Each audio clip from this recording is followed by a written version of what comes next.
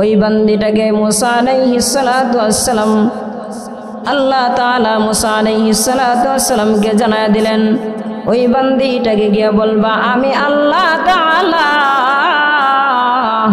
যে নিয়ামত দান করলাম এই নিয়ামতের উপরে যেন শুকর আদায় করে আমি আল্লাহ তাআলা নিয়ামত বৃদ্ধি করে দিব। যখন এই কথাটা বললেন মুসা আলাইহিস সালাতু ওয়াস সালাম এসে বললেন, ওগো মহিলা মা, আপনাকে আল্লাহ তাআলা বলছেন আপনাকে যেই নিয়ামত দিয়েছেন এই নিয়ামতের উপরে শুকর আদায় করার জন্য। ওই মহিলাটা শুকর আদায় করলেন আলহামদুলিল্লাহ বলে। আলহামদুলিল্লাহ বললে শুকর আদায় করার পর ওই মহিলার এত ধন সম্পদ হয়ে গেছে ওই মহিলা হিসাব রাখতে পারে না। তৃতীয় নাম্বার ওই বান্দার ঘটনাটা আল্লাহ তাআলা মুসা আলাইহিস সালাতু ওয়াস সালামকে বলতেছেন, ওগো মুসা আলাইহিস সালাতু ওয়াস সালাম আপনি আমার বান্দাকে গিয়া বলবেন আমি আল্লাহ তাআলা ওই বান্দাটাকে সৃষ্টি করলাম, ওই বান্দার দুইটা হাত নাই দুইটা পা নাই, আমি আল্লাহ তাআলা আমার জাহান্নামের ছোট একটা ছিদ্র আছে ওই ছিদ্রটা ভরপুর করার জন্য আমি আল্লাহ তাআলা ওই বান্দাকে সৃষ্টি করলাম। যখন এই কথাটা মুসা আলাইহিস সালাতু ওয়াস সালাম এসে বললেন, বলার পরে ওই বান্দাটা সাথে সাথে নিয়ামত শুকর আদায় করলেন আলহামদুলিল্লাহ বলে। শুকর আদায় করার পর ওই বান্দার দুইটা হাত ভালো ছিল না, দুইটা পা ভালো ছিল না, দুইটা হাত দুইটা পা সব কিছু ভালো হয়ে গেছে। মুসা আলাইহিস সালাতু ওয়াস সালামের সামনে দৌড় মারলেন, লা ইন শাকারতুম লা আযীদান্নাকুম ওয়ালা ইন কাফারতুম ইন্না আযাবি লাশাদীদ। নিয়ামতের সম্পর্কে আল্লাহ তাআলা এই আয়াতটা নাযিল করলেন। কেমন নিয়ামত দিছেন? আমাদেরকে অসংখ্য নিয়ামত দিছেন, যেই নিয়ামত আমরা গণনা করে শেষ করতে পারবো না কোনোদিনও। আমাকে আপনাকে আমি যদি এক একটা অঙ্গের কথা বলি তাহলে বুঝতে পারবেন কেমন নিয়ামত দিছেন আমাদেরকে। প্রথম নাম্বার নিয়ামত হলো সুস্থতার জীবন দিছেন, চলাফেরা করার জন্য পা নামক নিয়ামত দিছেন। মাথা থেকে যদি গণনা করেন আপনার বডির ভিতরে 3.5 বডির ভিতরে অনেকগুলা নিয়ামত আছে যেগুলার গণনা করে আপনি শেষ করতে পারবেন না। এক নম্বরে দুইটা কান দিলেন, কান দিয়ে আপনি যা শুনবেন শোনার জন্য আল্লাহ তাআলা দুইটা কান দিয়া দিছেন।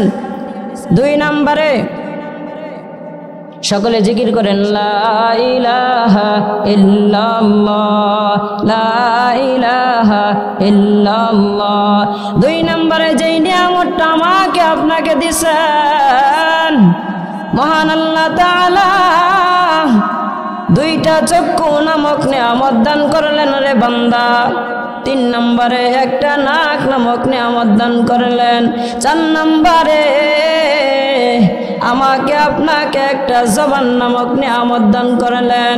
5 নম্বরে দুইটা হাত নামক নিয়ামত দান করলেন। 6 নম্বরে আমাকে আপনাকে আল্লাহ তাআলা চলাফেরা করার জন্য আল্লাহ তাআলা দুইটা পা নামক নিয়ামত দিয়েছেন। এই নিয়ামতের কথা গণনা করে শেষ করতে পারবেন না। এই প্রসঙ্গে একটা ঘটনা চলে আসলো, এই ঘটনাটা বলেই ফেলি। আগে আরো অনেকবার বলছি কিন্তু যত বলি ততই ভালো লাগে নিজের কাছে।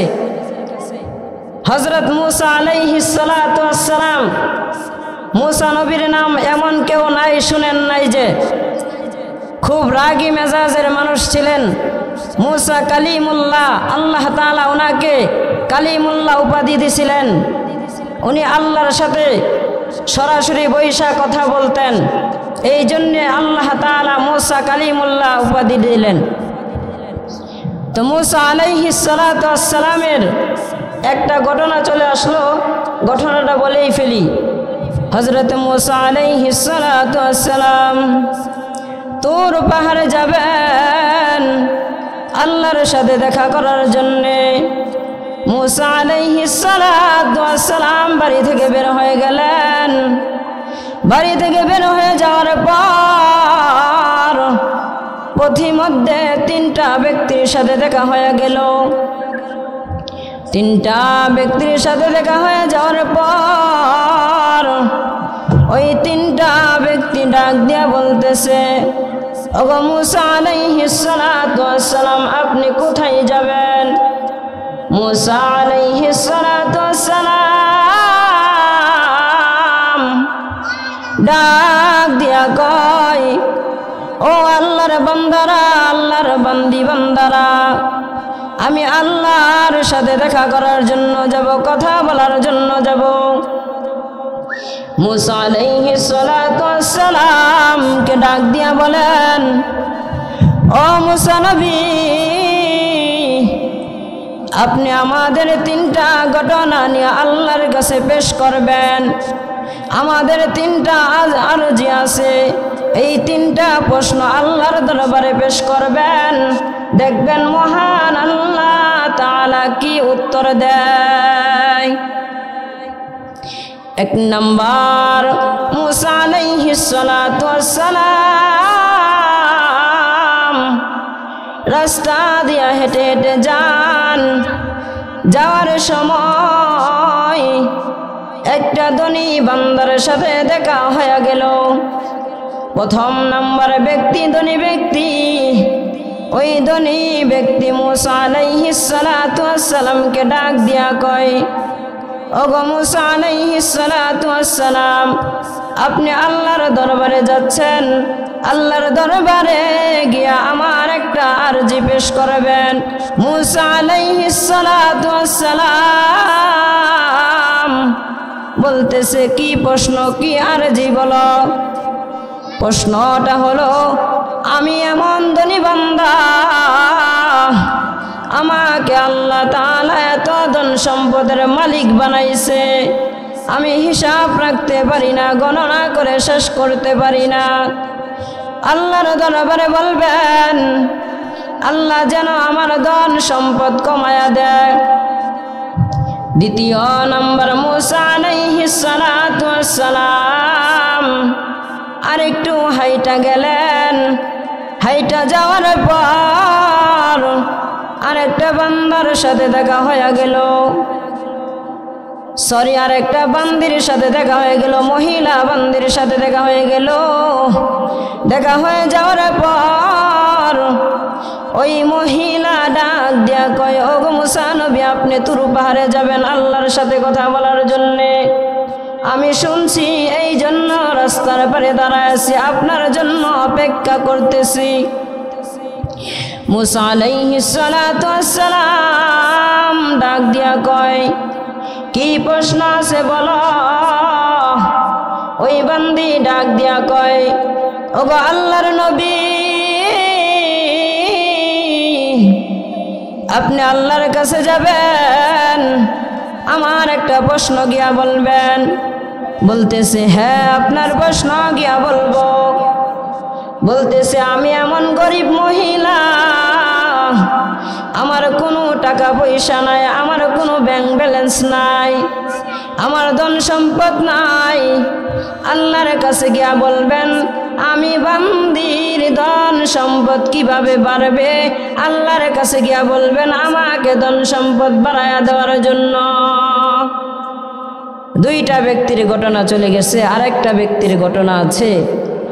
পথিমধ্যে মুসা আলাইহিস সালাতু ওয়াস সালাম আর একটু হাইটা যান।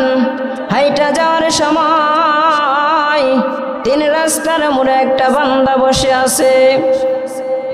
হাঁটতে পারে না, দৌড়াতে পারে না, দুইটা হাত নাই, দুইটা পা নামক নিয়ামত নাই।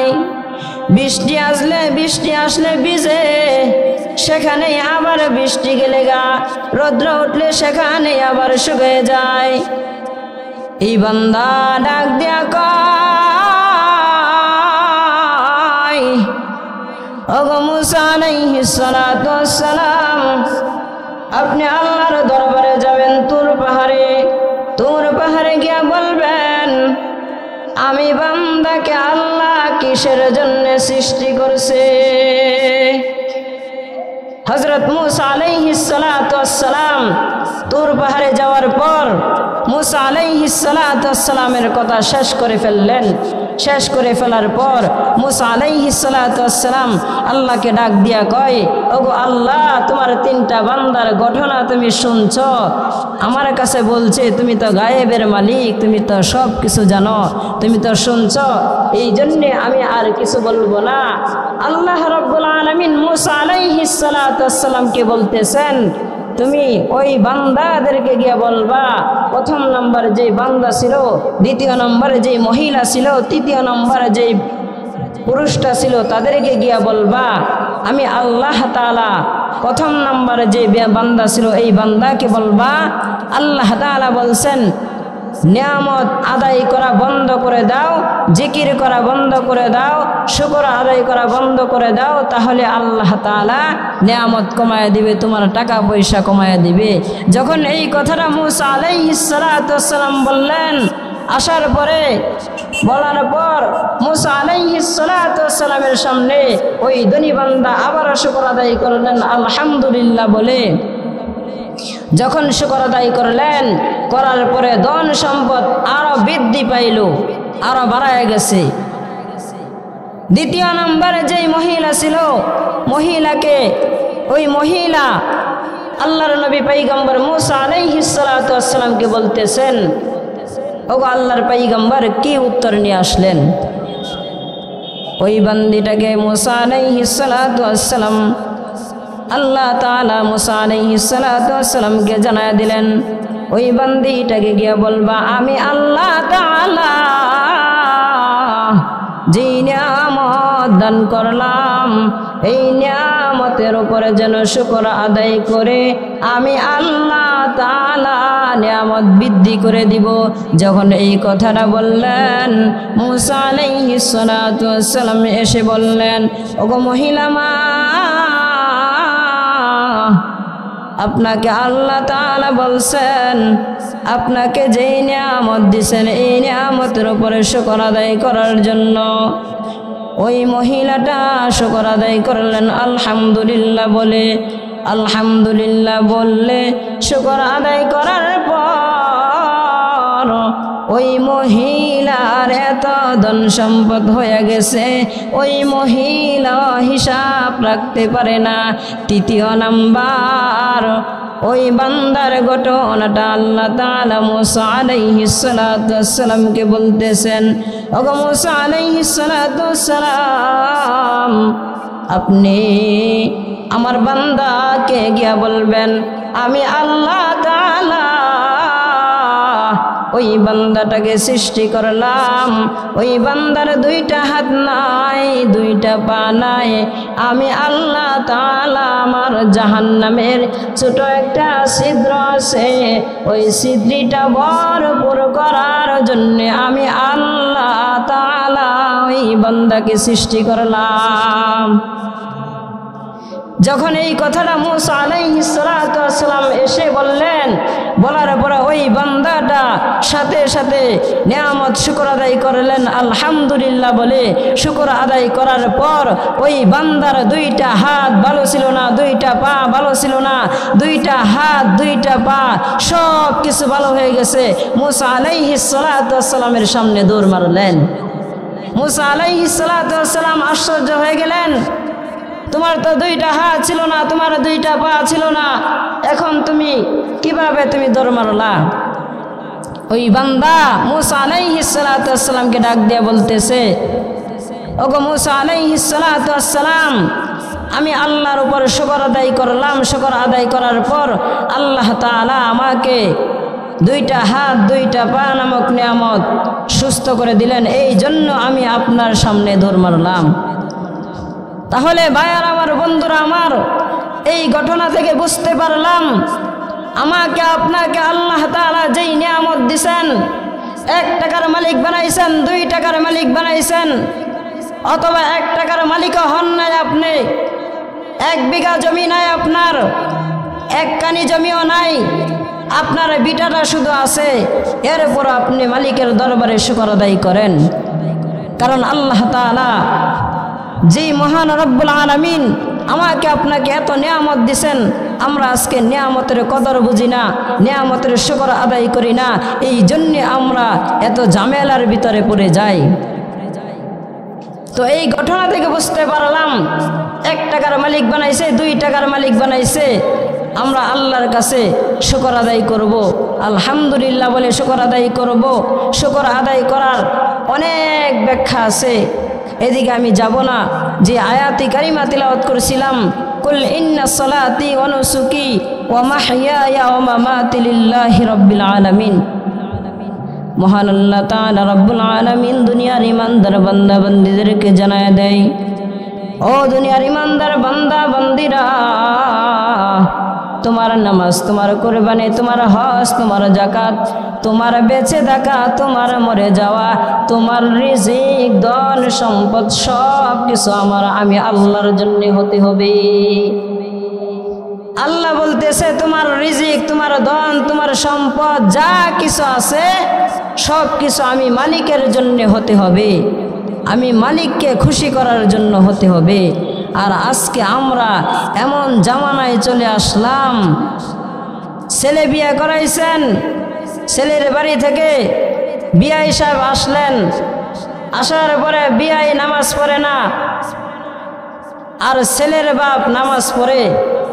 এখন ছেলের বাপকে দেখা মেয়ের বাপ এমন নামাজি হয়েছে যেমন তার মতো নামাজি আর এই মহল্লার ভিতরে নাই, এমন নামাজি হয়ে গেছে। এটা হলো দেখানো নামাজি। আল্লাহ এটার কথা বলে নাই, আল্লাহ বলেন কুল ইন্না সলাতি ওয়া নুসুকি ওয়া মাহইয়ায়া ওয়া মামাতি লিল্লাহি রাব্বিল আলামিন। তোমার মরে যাওয়া, বেঁচে থাকা সব কিছু আমি মালিকের জন্য হতে হবে। আজকে আমরা এটাই করি, দান খারাত করি, এটাও মানুষদেরকে লোভ দেখানোর জন্য, মানুষ কিভাবে ভালো বলবে এটার জন্য আমরা লোভে পড়ে দান খারাত করি। অনেক মানুষ আছে, এখানে অন্তত পক্ষে নাই। আল্লাহ তাআলা আমাদেরকে হেফাজত করুক। আল্লাহ তাআলা মহান রব্বুল আলামিন যেই কথাটুকু বললেন যে আমি মালিকের জন্য সব কিছু হতে হবে, দুনিয়ার কারো জন্য না বান্দা, দুনিয়ার কারো জন্য কইরো না, আমি আল্লাহর জন্য করো। তুমি অল্প করো বেশ করো, আমি আল্লাহর জন্য করো, দুনিয়ার কারো জন্য করিও না। আল্লাহ রাব্বুল আলামিন বলতেছেন দুনিয়ার মানুষদেরকে দেখানোর জন্য যদি হয়, ইবাদত যদি দুনিয়ার মানুষদের জন্য দেখানোর জন্য যদি হয়, আমি আল্লাহর কাছে এই ইবাদতের কোনো গ্রহণযোগ্য হবে না। আমি আল্লাহ তাআলা তোমার ইবাদত হাসরের ময়দানে তোমাকে ফিক্কা মারব। তাহলে আমরা দেখেন ইবাদত করতেছি, এটাও দেখানোর জন্য করতেছি। এই ইবাদতগুলা এমন নিয়তে করতে হবে, আপনি যদি ইন্নামাল আমালু বিন্নিয়াত নিয়ত যদি আপনার খাঁটি থাকে, তাহলে অল্প আমলেই নাজাতের জন্য যথেষ্ট হইবে। আপনি রাস্তা দিয়ে হাঁটতেছেন, রাস্তার ভিতরে একটা কাঁটা দেখলেন, এই কাঁটা আপনার পায়ে লাগে নাই, আপনি কাঁটাটা সরাইয়া দিলেন, আরেকজন মুসলমান ভাই কষ্ট পাবে এই জন্য আপনি কাঁটাটা সরাইয়া দিলেন। হতে পারে আল্লাহ তাআলা এটার বিনিময়ে আপনাকে মাফ করে আল্লাহ তাআলা জান্নাত দিয়ে দিবেন, জান্নাত দিবেন। ইবাদতের বিনিময়ে জান্নাত দিবেন না, জান্নাত দিবেন কোনো না কোনো মাধ্যমে, কোনো না কোনো উদ্দেশ্যে, কোনো না কোনো কারণে আল্লাহ তাআলা, কোনো না কোনো উসিলার মাধ্যমে আল্লাহ তাআলা জান্নাত দিবেন। তো মুসলমান ভাইরা আমার, এমন নিয়ত করে দুনিয়ার জমিনে চলবো যেরকম ভাবে আমরা দুনিয়ার জমিনে সবচেয়ে বেশি কুকুরকে ভয় পাই। এই কুকুর একটা প্রাণী, যখন রেগে যায়, যখন পাগল হয়ে যায়, তখন যারে মন চায় তারই কামড়াইতে চাই। তো আমরা এই কুকুরকে ভয় পাইতেছি, মহান আল্লাহ তাআলা যে আমাদেরকে বানাইলেন এই আল্লাহকে তো আমরা ভয় পাইতেছি না। মহান আল্লাহ তাআলা আমাদেরকে ছাড় দিলেন, কিন্তু ছেড়ে দেন নাই। মহান আল্লাহ তাআলার কাছে আমাদের দাঁড়াতে হবে।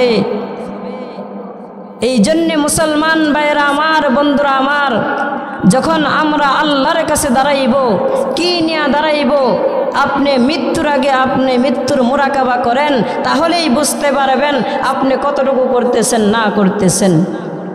যখন বালিশে মাথাটা লাগাইবেন, বালিশের সাথে মাথাটা লাগাইয়া চিন্তা করেন, আহারে আমি তো দুনিয়ার জন্য সব কিছু করতেছি, আখিরাতে কিভাবে গিয়ে থাকবো? আখিরাতের জন্য তো কিছুই করতেছি না। আখিরাতের সম্বল বানান, দুনিয়াকে লাথি মেরে ফালায়া দেন। এই দুনিয়া আপনার পিছনে ঘুরবে, আপনার দুনিয়ার পিছনে ঘোরা লাগবে না। আপনি আল্লাহর পিছনে ঘুরেন, আল্লাহর রাস্তায় চলেন। মহান আল্লাহ তাআলা যেভাবে বলছেন, উলামায়ে কেরাম যেভাবে বলছেন, সাহাবায়ে কেরাম যেভাবে বলছেন, নবী আলাইহিস সালাতু ওয়াস সালাম যেভাবে বলছেন, সেভাবে আপনি চলেন। নবী আলাইহিস সালাতু ওয়াস সালামের জামানা চলে গেছে, সাহাবায়ে কেরামদের জামানা চলে গেছে। ইন্নাল উলামা ওয়ারাসাতুল আম্বিয়া, উলামায়ে কেরাম হলো নবীদের একটা ওয়ারিস। যেরকম আমরা দুনিয়ার জমিনে ভাইয়ের সম্পত্তি থেকে ওয়ারিস পাই, এরকম ভাবে উলামায়ে কেরাম হলো নবীদের কাছ থেকে আল্লাহ তাআলা ঘোষণা করে দিলেন। নবী আলাইহিস সালাতু ওয়াস সালাম হাদিসের ভিতরে কত সুন্দর করে বলেন, ইন্নাল উলামা ওয়ারাসাতুল আম্বিয়া, দুনিয়ার জমিনে আমার আলেম উলামা হলো আমার ওয়ারিস। তাদেরকে অনুসরণ করো, তাদেরকে মানো, তাদেরকে মাইনা দুনিয়াতে চলাফেরা করো। যারা হক্কানি আছে, হক্কানি আলেম আছে, হক্কানি পীর মুরিদ আছে, তাদের সঙ্গে সহবতে লাগান, তাদের সহবতে যান। মহান আল্লাহ তাআলার নামাজের দিকে অগ্রসর হন। মৃত্যু কারোর জন্য বলে আসে না। আজকে আমার একটা ছোট্ট একটা ঘটনা ঘটে গেছে, এই ঘটনাটা বলেই ফেলি, তাহলে বুঝতে পারবেন মহান আল্লাহ তাআলা কতটুকু হায়াত দিছেন আমাকে আপনাকে। আমার আপন মামাতো ভাই আজকে বিকালবেলা মারা গেছেন। মারা যাওয়ার পর আমি মাহফিল ফালায়া রাইখা আমি বাড়ি থেকে রওনা করলাম সাইকেল দিয়া। যাওয়ার সময় বকিলা মরে গিয়ে আমার সাইকেল একদিকে, আমি মোটর সাইকেলের তরে, কিন্তু কোনির ভিতরে শুধু আঘাত পাইছি, আর কোনো জায়গায় আঘাত পাই নাই। মহান আল্লাহ তাআলা আমাকে হেফাজত করেছেন। এই মৃত্যু নামক বস্তু থেকে আমাকে আপনাকে আল্লাহ তাআলা কিভাবে হেফাজত করেন। আজকে যদি মরে যাইতাম তাহলে দুনিয়ার সব কিছু শেষ হয়ে যেত। আপনার চোখ যখন বন্ধ হয়ে যাবে তখন আপনি কিছুই বুঝতে পারবেন না, তখন আপনি হা উতাশা করতে থাকবেন, আরে দুনিয়ার জন্য আমি সব কিছু করলাম, আখিরাতের জন্য তো কিছুই করি নাই। এটা দিয়ে আমাকে আল্লাহ তাআলা সংবাদ দিলেন, ও মুমিন সাহেব, তোমার মৃত্যু কখন আসে তুমি বলতে পারবা না, এই জন্য মৃত্যুর জন্য প্রস্তুতি নাও। বয়স 10 বছর হয়ে গেছে, বাবার আগে ছেলে মারা যায়, ছেলের আগে বাবা মারা যায়। কিন্তু দেখেন দুনিয়াতে আসার জন্য সিরিয়াল আছে, যাওয়ার কিন্তু কোনো সিরিয়াল নাই। যেরকম আমার ভাই বোনদের ভিতরে আমি 2 নাম্বার, আমার 6 ভাই বোন, 6 ভাই বোনের ভিতরে আমি 2 নাম্বার। আলহামদুলিল্লাহ সকলে বেঁচে আছেন। তো কে আগে যাবে কে পরে যাবে এটার ভিতরে কোনো সিরিয়াল নাই, কিন্তু আসার সময় সিরিয়াল থাকে, যাওয়ার কোনো সিরিয়াল নাই। এই জন্য মৃত্যুর মুরাকাবা করেন, মৃত্যুর জন্য প্রস্তুতি নেন, কারণ দুনিয়াতে থাকার জন্য আসি নাই, দুনিয়াতে থাকতে পারবো না। আপনি আমি যতই চেষ্টা করি দুনিয়াতে থাকতে পারবো না। এই জন্যে পর্দার আড়ালে মা বোনেরা আছেন, আপনারাও সতর্ক হন, পর্দাশীল হন। আমার বন্ধুবার রিফাত হাসান মাহমুদি বলে গেছেন যে পর্দা করে দুনিয়ার জমিনে চলেন। আপনি নামাজকে ফরজ বানায় নিলেন, কিন্তু আপনার বিধান হলো পর্দাটাও আপনার উপর ফরজ আল্লাহ তাআলা করে দিছেন। নামাজ যেরকম দামি, এই পর্দাটাও এরকম দামি। এই জন্য মা বোনেরা যারা আছেন, আমি মহল্লার ভিতরে থাকি, মসজিদে থাকি, আমি দেখি কে কেমনভাবে চলাফেরা করে, কিন্তু সেটা আমার বলার দায়িত্ব। আমি বলে গেলাম, এবার আপনি মানবেন নাকি না মানবেন এটা আমি, আল্লাহ তাআলা যদি আপনাকে হেদায়েত দেন তাহলে আপনি মানতে পারবেন। মাওলানা তোফাজ্জল বলে গেলেন, তোফাজ্জল হোসেন বৈরবী বলে গেলেন, যে মানার নাম জানার নাম কামিয়াবি না, মানার নাম কামিয়াবি। এই জন্য আসুন আমরা যতটুকু জানবো তার চাইতে বেশি মানার চেষ্টা করব। মানলে আবু বকর, না মানলে আবু জাহেল। তা আবু জাহেল নবীজির জন্য সব কিছু করছে, কিন্তু ইসলাম গ্রহণ করে নাই, নবীজিকে নবী বলে মানে নাই। এই জন্য আবু জাহেল চিরতরে জাহান্নামী হয়ে নবীজির সঙ্গে লাইগা থাইকা দুনিয়া থেকে মৃত্যুবরণ করছেন। এই জন্যে আবু বকরকে আল্লাহ তাআলা জান্নাত দিবেন, আবু জাহেলকে জান্নাত দিবেন না। তো মহান রব্বুল আলামিন যেই হাদিস তিলাওয়াত করেছিলাম, ইন্নাল উলামা ওয়ারাসাতুল আম্বিয়া, আসুন আমরা সবাই উলামায়ে কেরামদের সোহবতে যাই, উলামায়ে কেরামদের সোহবতে থাকি। এখানে সবাই আমার মুরব্বী আছেন, কেউ আমার ছোট না, সবাই আমার বড়। কিন্তু আমি যেই কথাগুলা বলতেছি এই কথাগুলা তো বানানো না, এই কথাগুলা তো মহান রব্বুল আলামিনের কালামুল্লাহ শরীফ নবীজির হাদিস থেকে বলা। তার চাইতে আপনাদের চাইতে বড় হলো এই কথাগুলা, হলো সবচেয়ে বড় দামি। কে আলোচনা করতেছে, বক্তা ছোট নাকি বড় সেটা দেখার প্রয়োজন নাই, কিন্তু কথাগুলা যেগুলো আসতেছে সেগুলা কোরআন এবং হাদিস থেকে আসতেছে। এই জন্য কথাগুলো মানার চেষ্টা করবেন। বক্তা কেমন হইল এটা দেখার দরকার নাই। বক্তা যদি 10 বছরের ছেলেও যদি ওয়াজ করে, যদি কোরআন হাদিস ভিত্তিক যদি আলোচনা করে, তো মানার চেষ্টা করবেন। আল্লাহ যদি তৌফিক দেয় তাহলে আপনি মানতে পারবেন।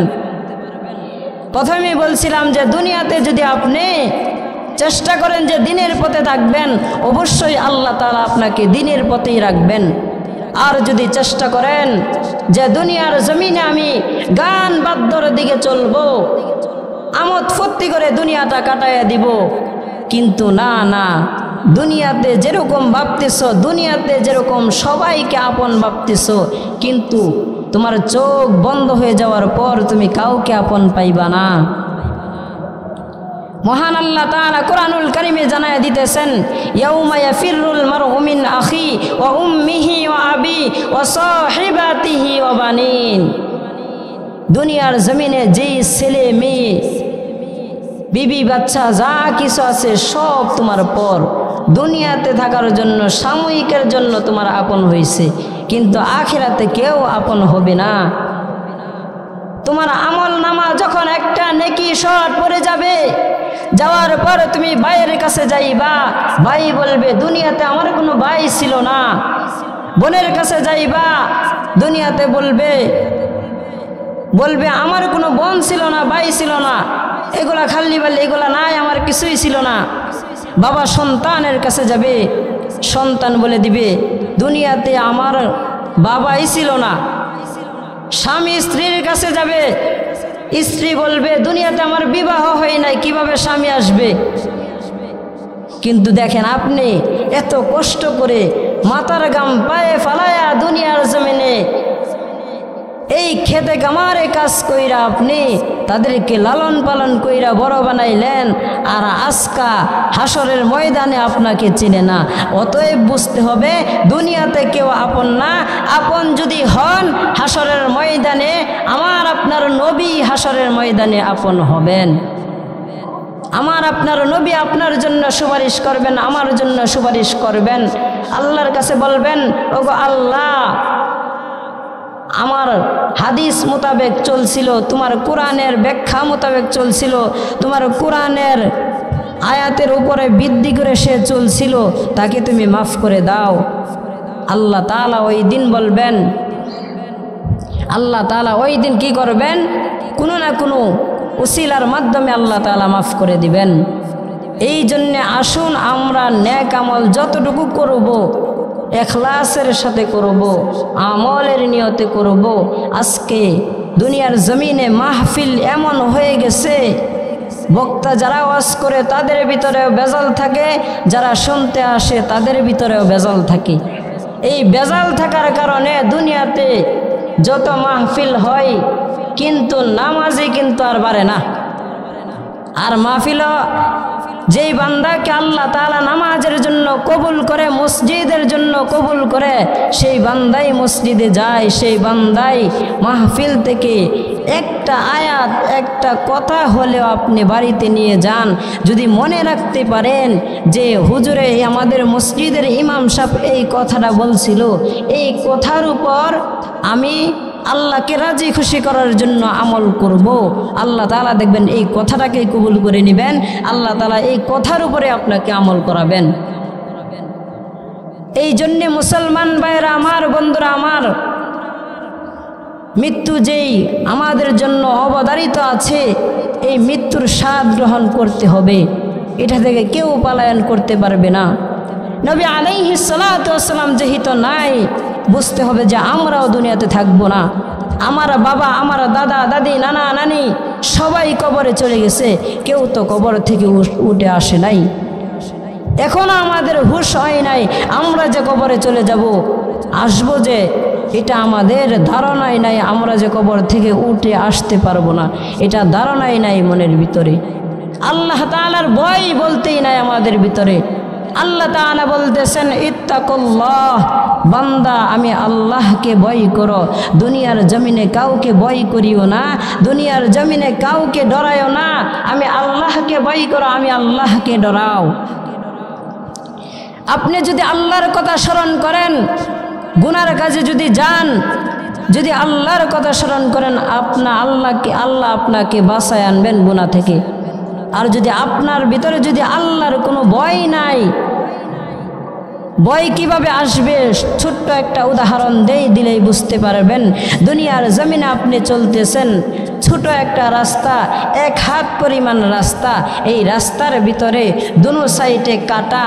এখন আপনি যদি এই রাস্তা দিয়ে যান, তাহলে কাটাটা সরায়া যেতে হবে, আর না হলে আপনার পায়ে বিন্দে আপনার পা থেকে রক্ত জড়াবে। আপনি এই কাঠাটা যেমনভাবে সরাইলেন, ভয়ের কারণে আপনার পা ছিদ্র হয়ে যাবে, রক্ত বের হবে, এমনভাবে ভয় করে যে সরাইলেন, এর চাইতে বেশি ভয় করতে হবে আমার আপনার মালিক যে আল্লাহ তাআলা আমাকে আপনাকে সৃষ্টি করছে।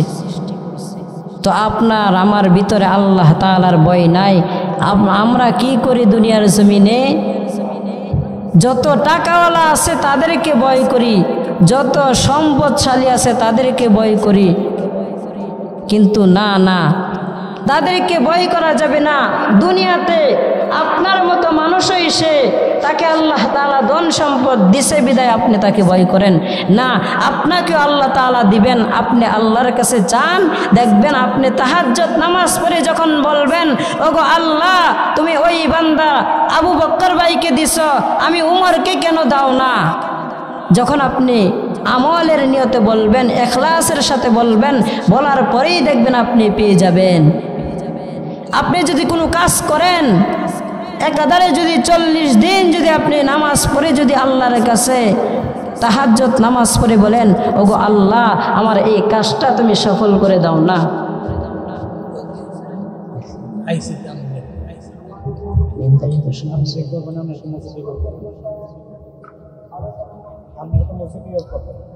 তো মহান রব্বুল আলামিন বলতেছেন যে আমি আল্লাহকে ভয় করো, আমি আল্লাহকে ভয় করলেই দুনিয়াতে তোমরা সফল হইতে পারবা। আসুন আমরা সবাই আল্লাহকে ভয় করি, আল্লাহকে ডরাই। আল্লাহ তাআলা আমাকে আপনাকে যেই কথাগুলো বললাম, সর্বপ্রথম আমাকে এবং আপনাদেরকে এই কথার উপর সকলকে আমল করার তৌফিক দান করুক। আমিন। আখিরি দাওয়ানা।